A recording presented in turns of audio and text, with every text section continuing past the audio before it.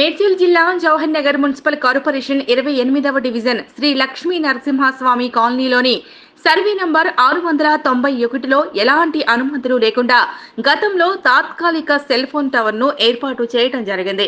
అది కాస్త ఇప్పుడు అదే సర్వే నంబర్ 691 ప్రభుత్వ స్థలంలో పర్మనెంట్ గా ఉండే విధంగా సన్నాహాలు చేస్తూ గత వారం రోజుల నుంచి సెల్ ఫోన్ టవర్ నిర్మాణంలో గుర్తు తెలియని వ్యక్తులు నిఘ్నమై పనులు కొనసాగిస్తున్నారు.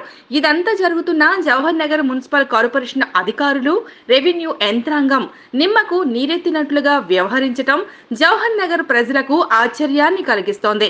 జవహర్ నగర్ మున్సిపల్ కార్పొరేషన్ లో నిరుపేదలు చిన్న రేకులు ఇళ్లు కట్టుకుంటేనే పర్మిషన్లు లేవు అంటూ కూల్చివేసే ప్రభుత్వ అధికారులు సెల్ ఫోన్ టవర్లకు అనుమతులు ఎక్కడివి అంటూ ఇలా పర్మనెంట్ గా సెల్ టవర్ కు నిర్మించి వేలకు వేలు కిరాయిలు దండుకునే వారిపై ఎలాంటి చర్యలు తీసుకోకపోవటం ఏంటి అని జవహర్ నగర్ ప్రజలు ఆశ్చర్యపడుతున్నారు.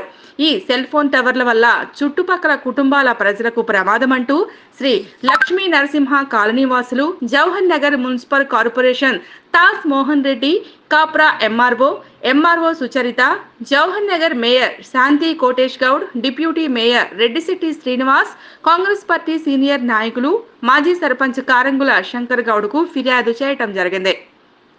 ఫిర్యాదును తీసుకున్న వీరంతా సెల్ టవర్ నిర్మాణ స్థలాన్ని సందర్శించి నిజ నిర్ధారణ చేసి టవర్ నిర్మాణాన్ని నిలిపివేస్తామని ఇక్కడ ప్రజలకు హామీలు ఇవ్వటం జరిగింది.